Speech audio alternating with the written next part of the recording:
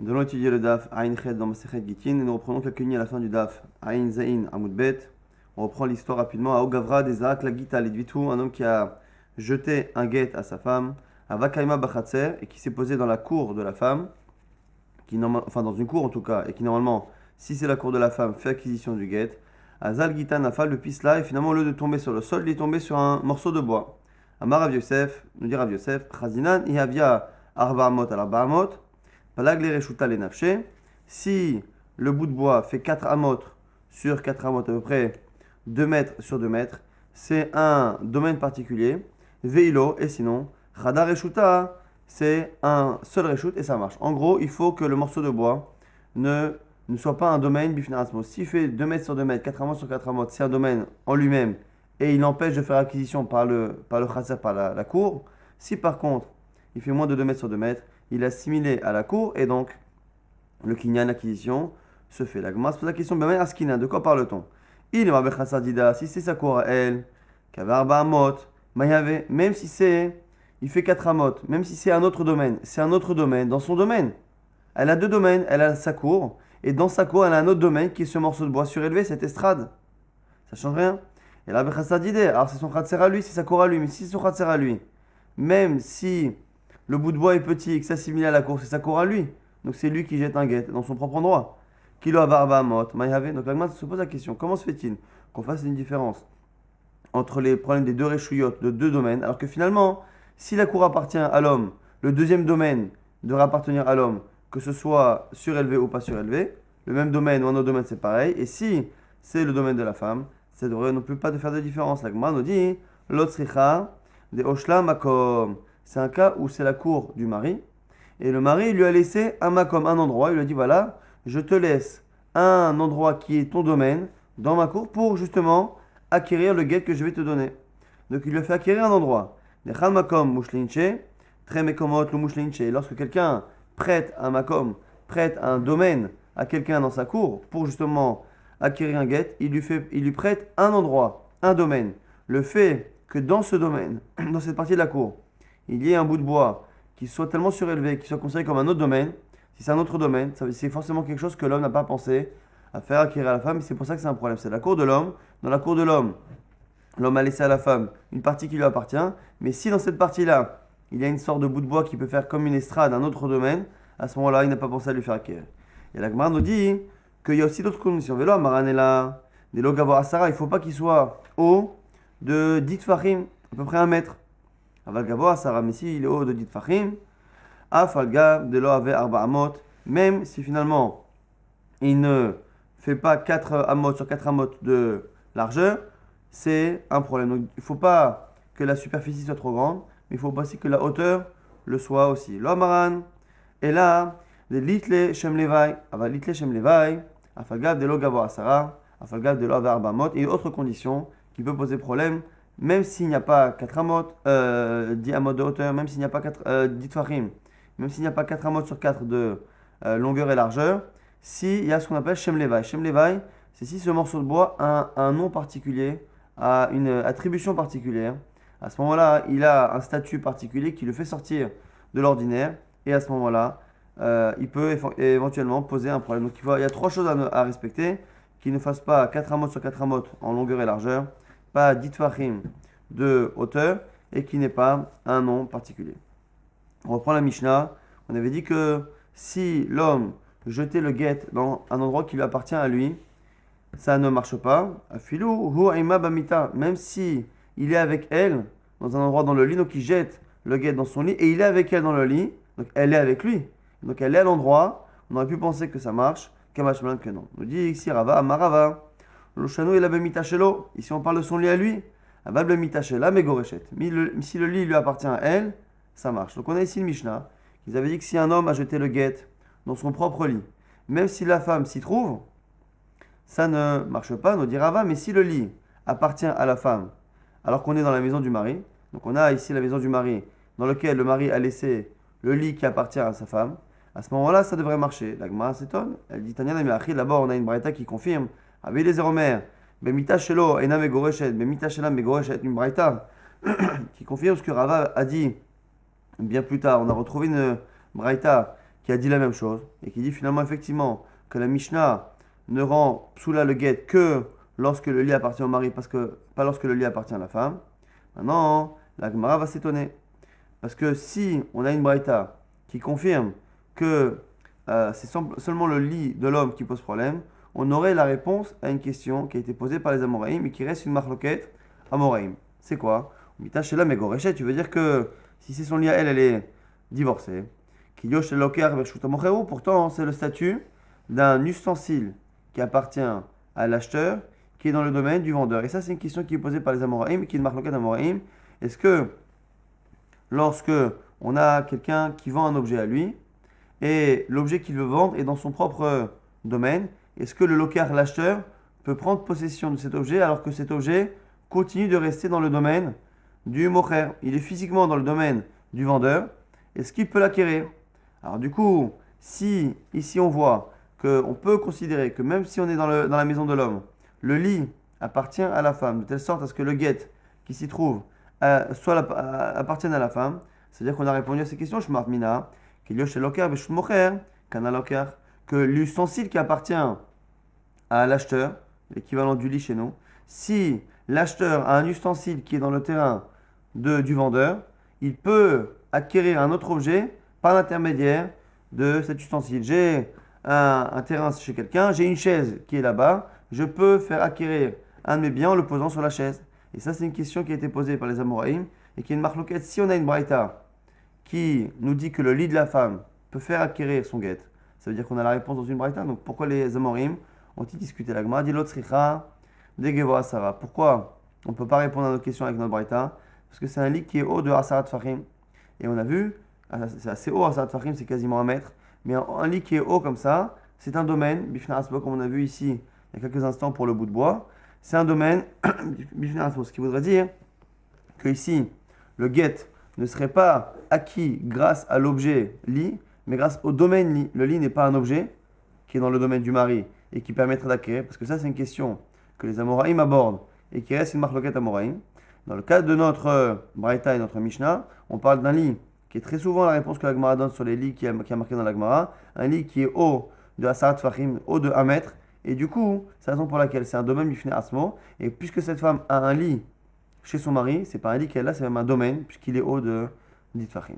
Elle m'a dit, ok, c'est vrai que le lit lui-même, le sommier, est au-dessus de Dit Fahim, et donc est dans un domaine qui appartient à la femme, sur lequel on peut poser le guet, et c'est comme si on le mettait chez elle.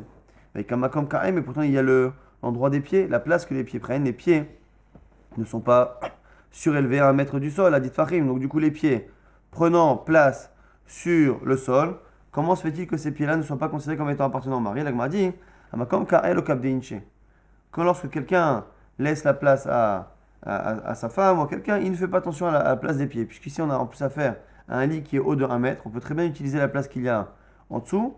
Et donc, on considère que le fait que le lit prenne une place au sol, qui est l'endroit des pieds, ne pose pas problème. Donc, on considère sans problème que ce lit-là est un endroit qui appartient à la femme. Et donc, c'est pour ça que Rava et la Braïta auraient dit que si c'est son lit à elle, elle peut l'acquérir. On parle d'un lit particulier, d'un lit qui est assez haut pour être considéré comme un domaine qui appartient à la femme.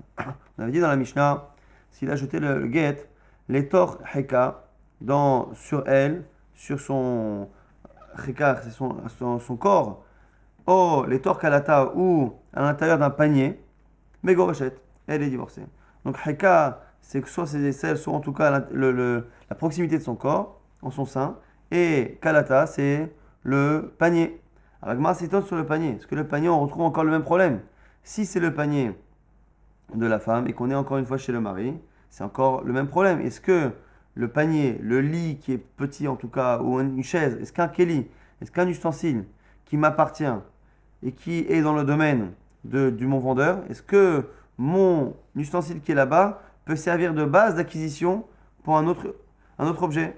Amak, il y a chez Lokar Beshul Mocherou, c'est la même question, c'est toujours l'ustensile de celui qui acquiert, ici en l'occurrence la femme, qui acquiert son guet, par l'intermédiaire de son panier, qu'ici le panier est un objet qui est dans le domaine du mari.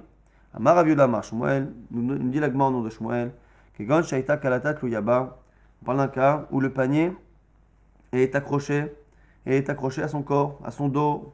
Vechen Amar Rabbi Elazar, Amar Rabbi Osharia, pareil, on est au nom de Rabbi Osharia, Kegon Shaita Kalata Tuyaba. On parle d'un cas où le panier est accroché à elle et donc du coup c'est considéré comme étant un prolongement de son corps. Rabbi Shimon ben Akish, Amar, donne une autre réponse un peu ressemblante. Kshura, Afalpi Shena Tluya. Il suffit que ce soit attaché, même si ça n'est pas suspendu. C'est-à-dire qu'on peut avoir un panier qui est posé par terre, il y a un fil et ce fil est attaché à la femme. Il est attaché, mais il n'est pas suspendu à elle. Alors que suspendu, c'est lorsque c'est vraiment sur le dos, sur l'épaule, ou accroché, en tout cas en l'air, suspendu en l'air. Nous dit ici Resh Lakish, il n'y a pas besoin que ce soit accroché, suspendu, il suffit que ce soit lié par un fil pour que ce soit considéré comme étant le prolongement du corps de la femme. Autre réponse, Kegon Shaita, Kalta Munachatla Ben Yechotea. C'est un cas où elle est assise et que le panier est posé entre ses pieds, entre ses jambes, et du coup, l'endroit qui est entre ses jambes est considéré comme étant l'endroit de son corps. Autre réponse, Ramishasha Bar Ravdimi Amar, Kegon Shaita Shaya Barla, Mocher Klatot. C'est un cas où son mari vend des paniers. Son mari vend à la maison ou à côté de la maison, il vend des paniers, et du coup, le fait qu'il y ait des paniers qui traînent à la maison ne lui pose pas de problème, puisque finalement, c'est son magasin de paniers. Et du coup, le fait qu'elle pose un panier à un endroit ne pose pas de problème à son mari. Si ça ne pose pas de problème à son mari, ça veut dire qu'il lui laisse le droit de poser que cet endroit lui appartient. Rabbi Yochanan Amar, Rabbi Yochanan donne une autre réponse. Mais comme Reka Kanouila, mais comme Kalta Kanouila, l'endroit qui est en son sein, en son corps, lui appartient. Ou Makom Kalata, et même son panier lui appartient. Il m'a dit Amarava, Maïtamad Rabbi Yochanan. Pourquoi il a dit ça Rabbi Yochanan sans dire qu'on parle d'un vendeur de clatot de panier? Les filles chez Nada Makpin, Al Makom Reka, Al Makom Kalata. Lui, il pense que tous les maris, de manière générale, ne font pas attention à l'endroit qui est à côté de la femme et l'endroit qui est son panier. Un homme laisse ça, justement, appartenant à sa femme. Tanya Namiachi, une braïta qui confirme la vie de Rabbi Yochanan. Zra Kola, Letor Reka, ou Letor Kalata, ou Letor Kol Davar. Shiuk Kalata. S'il a lancer le guet à côté d'elle, à côté dans son panier, ou quelque chose qui ressemble à son panier, un réseau Megorochet, elle est divorcée. Kol davar shouke kalata la tuyemai, la tuyé, taska dachla batamre. Ici, pourquoi c'est quoi le kol? C'est les autres choses qui sont en général à côté d'une femme. C'est le sac qu'elle prend avec elle pour manger des tmarim, pour mettre des dattes et les manger. On va très rapidement donc rappeler, on avait ici plusieurs réponses. On avait dit déjà que on faisait une différence entre son lit à lui, son lit à elle. Son lit à lui, dans sa maison, ne peut pas faire acquérir le guet. En réalité, son lit à elle non plus, si c'est un lit normal. Mais dès qu'on parle d'un lit qui est haut, qui fait plus de 10 fachim, presque 1 mètre, à ce moment-là, c'est un domaine du finasmo et c'est pour ça qu'on l'acquiert. Si par contre, c'est son lit à elle qui fait moins de 10 fachim, on retourne dans une marloquette à Moraïm. Est-ce que l'ustensile qui appartient à quelqu'un peut lui faire acquérir un autre objet, même si l'ustensile qui sert justement d'acquisition et dans le domaine du vendeur, donc ici en l'occurrence du mari. On avait aussi la même question avec le panier. Comment se fait-il que le panier ça marche? On a dit plusieurs réponses. Un qui dit parce que le panier est suspendu à son corps. L'autre dit même si c'est pas suspendu, il suffit qu'il soit attaché. Il y en a qui disent parce que le panier est entre ses jambes. Il y en a qui disent parce que le panier était laissé par son mari à n'importe quel endroit parce que le mari vend des paniers. Et dernier avis de Rabbi Yochanan qui est confirmé par une braïta, c'est que n'importe quel mari laisse l'endroit des paniers comme acquisition à sa femme. Nouvelle Mishnah. Si un homme, on va trouver deux cas, où un homme donne le guet à sa femme, et au moment où la femme reçoit le guet, elle ne sait pas que c'est un guet. Elle le reçoit, elle le prend, et une fois qu'elle le lit, elle voit que c'est un guet. On va voir à chaque fois que la Mishnah nous dit, selon Tanakama, que ça ne fonctionne pas, tant qu'à un moment donné, le mari ne dit pas, voici ton guet. Ça peut marcher même après. Elle prend le guet à un moment donné où elle ne sait pas que c'est le guet, soit parce qu'elle dort, soit parce qu'elle n'a pas compris, soit parce qu'il lui a menti. Elle prend le guet. Une fois qu'elle l'a dans la main, il faut qu'il dise tout de même, Arez Guiter, voici ton guet. Premier cas, dans la Mishnah, tiens, prends ce document de dette. Donc elle croit que c'est un document de créance ou de dette. Ou qu'elle trouve le document dans le dos du mari. Il a laissé le document derrière lui. Elle vient, elle le prend. Et donc c'est deux cas où elle prend un guet sans savoir que c'est son guet. Korah, elle le lit. Vario Gita, elle se rend compte que c'est son guet. Eino guet, Achiomala, Giter. Ça n'est pas un bon guet, jusqu'à ce qu'ils lui disent Giter, voici ton guet. C'est-à-dire que même une femme qui prend un guet et qui réalise que c'est un guet, ça ne suffit pas. Tant que lui ne lui a pas dit cette phrase-là. Un cas similaire, Nathan Beyada Veyeshena, elle est en train de dormir et il lui pose dans ses mains le guet. Donc elle l'a pris dans ses mains, mais elle dort. Nora, elle se réveille, et la pauvre, Korah, Ve'are Gita, elle voit que c'est son guet qui est entre ses mains, et no guet Hashiyomala, et Giter, elle n'est pas divorcée tant qu'il ne lui a pas dit après, voici ton guet. Maintenant, la Gemara s'étonne sur le premier cas. C'est un cas où on a dit soit il lui donne, soit elle le prend derrière lui. La Gemara nous dit quoi? Kamala Egiter Mayave. Même s'il lui dit après coup, Egiter, voici ton guet. Qu'est-ce que ça change? Avalet l'Egiter, Malgabe Karka. Si c'est elle qui prend, c'est comme le cas. On a dit à Maravat, l'Egiter, Malgabe Karka, il pose le guet par terre. Il lui dit voilà, ramasse ton guet. Le Markloum, ça ne marche pas. Donc on sait que la femme ne doit pas elle-même prendre le guet. La Gemara dit Ima, chez Shlafator Mahorav. Il faut dire que c'est un cas où le guet est accroché à lui, à sa ceinture, à ses hanches. Il est accroché comme ça et elle vient, il lui dit voilà, prends, et elle prend le guet. Donc il lui dit prends le document de dette ou elle a vu derrière lui le document et elle l'a pris. La Gemara dit mais c'est pareil. Shlafatonami, Habaina Venatan Beyada. Velika, c'est marqué dans la Torah qu'un homme qui veut divorcer, il écrit un guet, Venatan Beyada, il lui donne dans sa main. De là on apprend qu'il faut le donner dans sa main. On avait appris que la main, ça pouvait être remplacé par le khatser, par la cour, mais en tout cas, par rapport à l'homme, il faut qu'il y ait une netina, il faut qu'il y ait un don. Or, si le mari pose par terre, ou qu'il laisse le guet accroché à sa ceinture, et qu'il dit à la femme, tiens, prends-le, c'est elle qui prend, c'est pas marqué velakra, il ne faut pas qu'elle prenne le guet, il faut que lui donne. Si lui n'est pas actif, ça ne marche pas. Il lui a tendu sa hanche, et elle l'a pris. Il suffit que l'homme rapproche le guet de la femme et dit tiens, prends-le.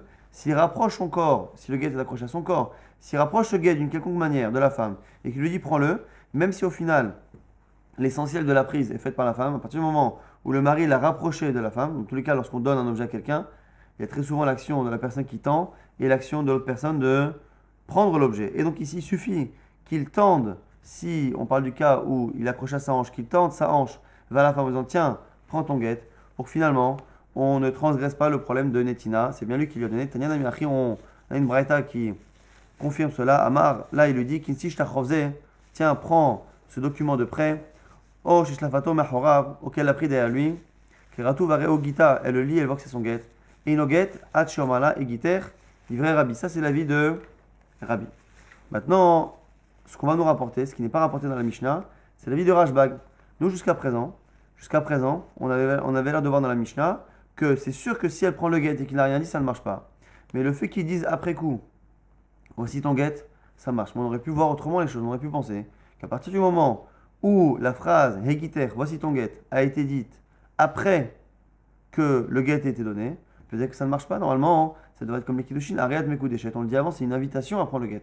Tiens, voici ton guet. Mais elle le prend en pensant que c'est autre chose. Et après, il lui dit voici ton guet. Est-ce que la phrase voici ton guet a un sens? Selon Rabbi, qui est l'avis de la Mishnah, ça marche. Maintenant, Rashbag, Rabbi Shimon ben Azar, Omer pense le olam enoget ashitlenu emena ve'achzov etenela ve'yomala egiter. Ça ne marche pas tant qu'il ne lui reprend pas le guet, qu'il ne lui redonne pas cette fois-là en précédent sa netina, le don, en disant egiter.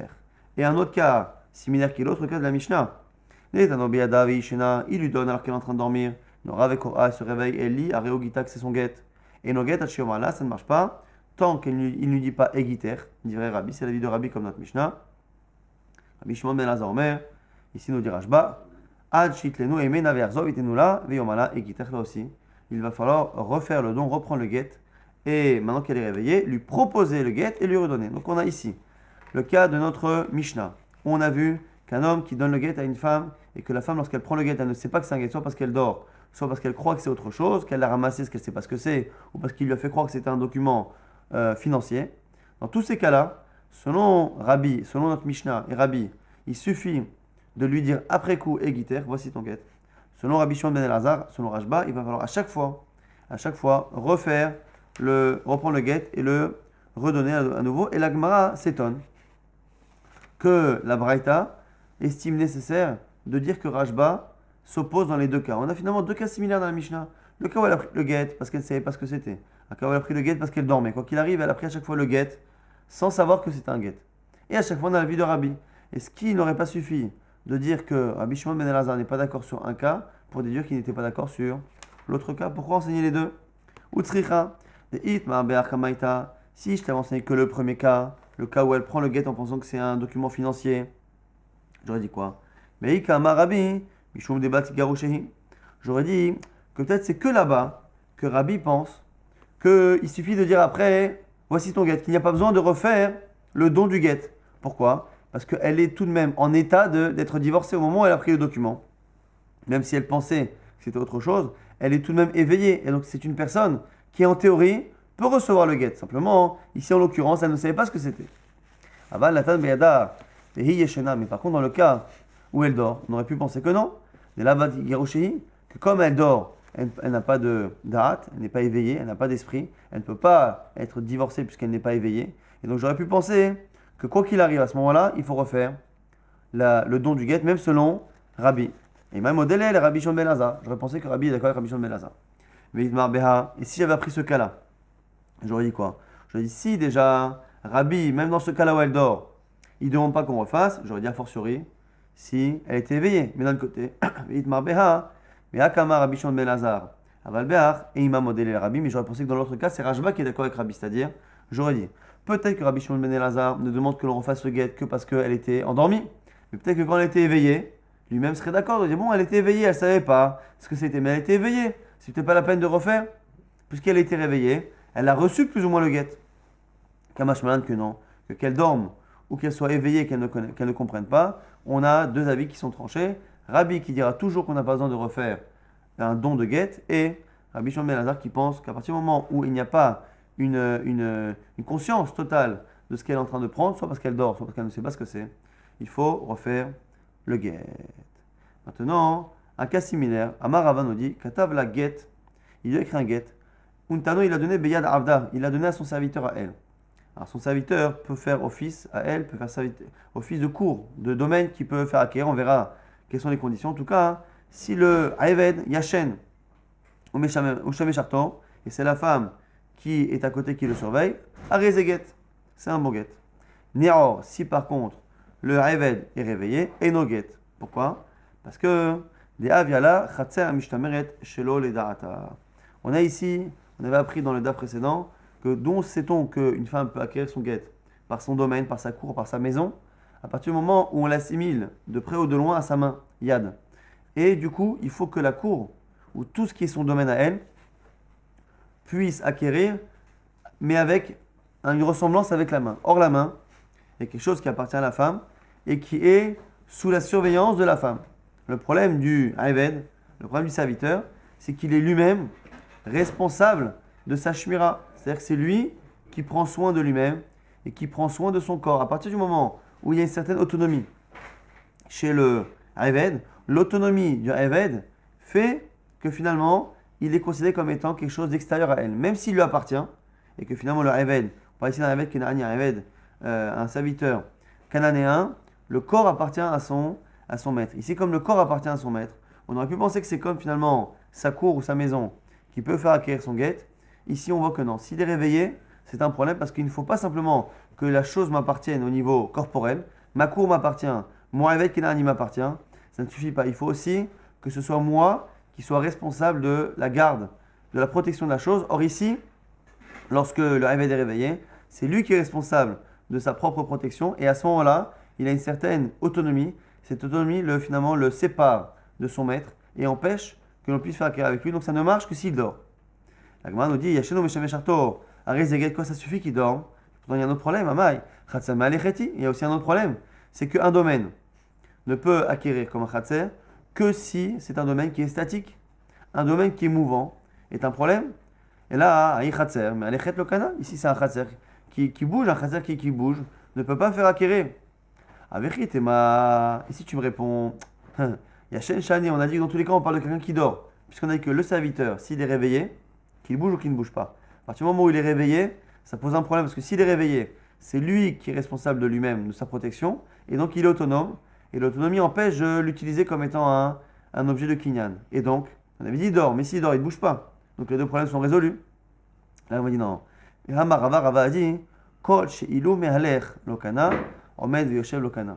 Rava nous dit que le fait qu'un khatser ou quelque chose qui soit dans ma propriété ne puisse pas acquérir parce qu'il bouge, c'est pas parce qu'il bouge de manière effective, c'est parce qu'il a la capacité de bouger. À partir du moment où il est mobile en théorie, il ne peut pas faire office de kinyan. Et du coup, comment on fait? Mitreta bechafut, dans un cas où on lui a attaché les pieds. Donc finalement, la seule manière d'utiliser un eved, un serviteur, comme acquisition de quelque chose, ici en l'occurrence du get, c'est que le serviteur soit attaché au niveau des pieds pour qu'il ne puisse pas se déplacer. Car s'il peut se déplacer, même s'il ne se déplace pas, le fait qu'il puisse se déplacer, selon Rava, ça pose un problème. Ça s'appelle un khatser, un domaine qui n'est pas statique et il ne peut pas faire office d'acquisition. Et il faut également qu'il dorme. Parce que s'il ne dort pas, il est éveillé. S'il est éveillé, c'est lui qui est responsable de sa propre sécurité et ça lui fait office d'autonomie et ça l'empêche d'être considéré comme étant makour pour faire acquisition. Donc ça, c'est les conditions, les deux conditions qui dorment et qui sont attachées pour que le Haven puisse servir d'acquisition du get de la femme. Nous avons une nouvelle Mishnah. Aïta Omedet Beshut Arabim. Elle est dans le domaine public. Uzra Kola Karovla. Il a jeté un get qui est Karovla, qui est près d'elle. Megoreshet, elle est divorcée. Karovlo, si le get tombe à côté de lui, et Megoreshet, la Gemara va essayer de donner plusieurs explications de la proximité d'elle, de lui. Qu'est-ce qu'on veut dire exactement par là? Mersa, Mersa, moitié-moitié, c'est ça qui va souvent poser problème. Moitié-moitié, Megoreshet, Vena Megoreshet, elle est divorcée, pas divorcée. On avait vu, ça voulait dire que dans le doute, on appliquait les deux dinim, mais qu'au niveau financier, c'est le mari qui nourrissait la femme. Vechen, Inyan, Kiddushin. Il faut bien retenir cette partie-là. La Mishnah nous dit, pareil pour les Kiddushin. Donc si on dit à une femme, voici, tu es mariée par cette pièce que je te donne ou cette bague, et pareil, on va dire, si c'est plus près d'elle, elle est mariée, plus près de lui, elle n'est pas mariée, entre les deux, c'est un doute. Vechen, Inyan, Achov, pareil pour un prêt. Marlo, Baal Chovo, si il lui dit, Zéro kli chovi, jette-moi l'argent que tu me dois, Uzra kolo et qu'il lui a jeté, pareil. Karov le malvé, si c'est plus vrai du prêteur, Zacha malvé, à ce moment-là il a récupéré son argent. Karov le lové, si c'est plus près de l'emprunteur que ça retombe, alover hayab, l'emprunteur continue de devoir cet argent. Merci, moitié-moitié. Shneim yachloku, on va partager l'argent. Donc si l'argent a été lancé, il est tombé moitié-moitié, à équidistance, on va dire pour l'instant, c'est le chat qu'on a, c'est à équidistance des deux, et que finalement après, l'argent a été perdu, les billets ont été brûlés entre-temps, qui est considéré comme étant le propriétaire de l'argent et qui a perdu donc cet argent, dit moitié-moitié, on partage. Maintenant, l'agma se pose la question, Echidame Karovla, Echidame Karovlo, c'est quoi plus près d'elle, plus près de lui? Amara Vava Mochela, Zéou Karovla, premier pshat, les 4 amot qui sont autour d'elle, c'est plus proche d'elle. Arba amot shelo, les 4 amot qui sont plus près de lui, Karovlo, c'est plus près de lui. Donc c'est l'arba amot. Karov, ce qu'on appelle proche, c'est 4 amot autour de lui, ou autour d'elle. On m'a dit, Chidame, Mersal, Mersa, c'est quoi moitié-moitié alors? Ma, Rabbi Shmuel, Rabbi Yitzhak, Kegon, Shayu, Shneem, Amdim, Berba amot. C'est un cas où ils sont les deux dans les arba amot du get. Ils sont les deux un côté de l'autre. Ils jettent le get et le get tombe à un endroit qui est dans les arba amot des deux en même temps. Elle m'a dit, qui a dit, on n'a qu'à voir qui était le premier dans cet endroit. Le premier qui était debout à cet endroit a pris possession des arbamot qui étaient autour de lui, et le deuxième qui est venu n'a pas pris possession. Si tu veux me dire qu'ils sont arrivés les deux en même temps, elle m'a dit, non, c'est impossible. Pourquoi? Parce que dans le temps, il y a toujours un qui est avant l'autre. Si on regarde de manière précise, il ne peut jamais y avoir deux moments qui sont totalement simultanés. Il y a forcément un qui est avant l'autre. Et donc s'il y a un qui est avant l'autre, c'est-à-dire qu'un acquis et pas l'autre. Autre proposition. On parle d'un cas où ils sont les deux à une distance précise, parfaite de 8 amot. Et lorsqu'ils jettent le get, ils jettent le get entre les deux avec une distance parfaite. La get yotsem arba amot shelo, l'arba amot shela. Et donc le get prenant un espace dans ce monde matériel, il a forcément une partie qui est dans les 4 amot du mari et une autre partie qui est dans les 4 amot de la femme, puisque entre les deux il y a exactement 8 amot et que la frontière entre les deux fait que le get est un peu des deux côtés. On m'a dit, Gabé, mais finalement, s'il y a une partie qui est chez lui, ça veut dire que c'est encore à lui. Là, Rava, Rav Yosef, Damret, Tavayou, ils ont un autre chat. Acha, Bishte, Kite, Edim, Askinan. Quand on dit que c'est moitié-moitié, c'est pas possible que ce soit moitié-moitié. Pourquoi? Parce que s'ils sont les deux dans les mêmes avramot, il y a forcément un qui est avant l'autre et qui a pris possession. Si c'est équidistance, le fait que ce soit équidistant, c'est que le guet soit un peu chez lui, un peu chez elle, c'est lui qui prend la main puisque c'était encore chez lui. Donc ça ne l'a pas quitté. Et donc, c'est quoi? Forcément qu'il n'y a pas réellement de situation parfaitement ambiguë, c'est juste que nous, on ne sait pas. Qu'il y a deux paires de témoins. Et Ata Khatomeret Karovla, une paire de témoins qui dit que c'était plus proche de lui, va Khatomeret Karovla, et l'autre qui dit que c'était plus proche de la femme. Donc c'est pas que la situation est ambiguë, c'est que nous, on a un doute sur la situation. Et donc quand la Mishnah a dit Mersa, Mersa, moitié-moitié, c'est pas réellement moitié-moitié. C'est que la situation est pour nous comme moitié-moitié, parce qu'on a deux qui disent blanc, deux qui disent noir. Donc on a changé le pshat un peu de la Mishnah, mais qui est le seul cas qui peut tenir au niveau halakha. Autre pshat, Rabbi Yochanan Omer, Karov la shaninu afilu me ama. Quand on dit proche d'elle, c'est pas 4 amot, même 100 amot. Karov lo, plus proche de lui, shaninu afilu me ama, même 100. Donc en gros, c'est pas une question de distance. Donc, on va dire alors quoi? Echidame mersal mersal. Alors c'est quoi moitié-moitié? Amar Rav Shemen baraba, les didi mifar shalamine et Rabbi Yochanan. Je vais t'expliquer ce qu'il dit Rabbi Yochanan. Quand il dit que c'est pas une question de distance, je vais t'expliquer c'est quoi le critère et qui peut donc justifier ce qu'on appelle moitié-moitié. Hu yachol eshomro. Si le guet est à une distance où le mari peut protéger le guet, le document, de quelque chose qui peut arriver, on verra dans la suite, si un chien vient le ramasser, si un coup de vent, si le mari est à une distance où il peut protéger le guet de quelque chose qui peut lui arriver, à ce moment-là, c'est à lui. Si elle, par contre, elle a une distance où elle ne peut pas, c'est là où on dit que le guet est proche de lui et pas d'elle. L'inverse, si le guet est à distance pour elle où elle peut le protéger et lui non, Zéou Karovla, c'est ça ce qu'on appelle, c'est plus proche d'elle. Par contre, dans une situation où Shneim Yecholim le Shomro, où Shneim En Yecholim, quand les deux peuvent protéger le guet, ou quand les deux sont à distance où ils ne peuvent pas le protéger, Zéou Mersal Mersa, c'est ça, hein, moitié, donc c'est le pshat de Rabbi Yochanan. Premier journaliste, c'était 4 amot à lui, 4 amot à elle. Mersal Mersa, c'est quand on a un doute, les témoins disent, deux témoins disent plus proche de lui, d'autres plus proche d'elle. Et selon Rabbi Yochanan, ça n'a rien à voir. C'est une question de Shmira. Moi, Rabbanan, Kamed Rabbi Yochanan, Mishmed Rabbi Yonatan, Achi. Un jour, Rabbi Yochanan, qui a donné ce pshat, a entendu qu'on a dit ce pshat là au nom de Rabbi Yonatan aussi. Amar, il a dit Yatanin Chavrin Bebavlae. Les Farouchés qui aïe Ta'ama, à quoi les gens de Bavel, ils savent donner cette raison. Il était étonné qu'en Bavel, ils aient donné le même Ta'am que le sien. Tanya Dami Achim, il y a une braïta qui confirme Rabbi Yochanan. Rabbi Eliezer Omer, Rabbi Eliezer qui dit Kosh ou Karovla. Milo, uva kelev untalo, ena megoreshet.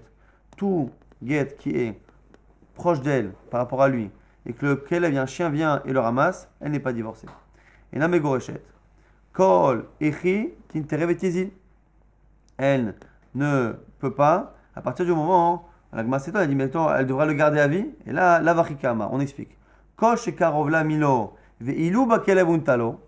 La Gma dit, c'est pas que le chien l'a pris, parce que la Gemara a compris de cette braïta, apparemment, ça voulait dire que si elle a le guet qu'elle a reçu et que 1 heure, 2 heures, 10 heures après le chien l'a pris et l'a mangé, elle n'est pas divorcée rétroactivement. Ça n'a pas de sens, parce qu'encore une fois, la femme n'a pas besoin que le guet soit existant, kayam, pour être divorcée à vie. Il faut, alors du coup, la Gemara corrige, et cette braïta, du coup, corrigée, confirme l'avis de Rabbi Yochanan, que finalement, l'histoire du kelev, c'est un modèle. C'est comme ça qu'on sait si c'est plus proche d'elle. Kosh et Karovla Milo. C'est quoi Karov Lamilo? C'est quoi qu'il est plus proche d'elle que de lui? Veilou, bakelev, untalo, veu yachol et shomro. Que si le chien vient et qu'elle peut l'en empêcher de le prendre, ça s'appelle qu'elle peut prendre. Veina yachol et shomro, et la si par contre elle ne peut pas protéger son guet, elle n'est pas divorcée car ça ne s'appelle pas qu'elle est Karovla.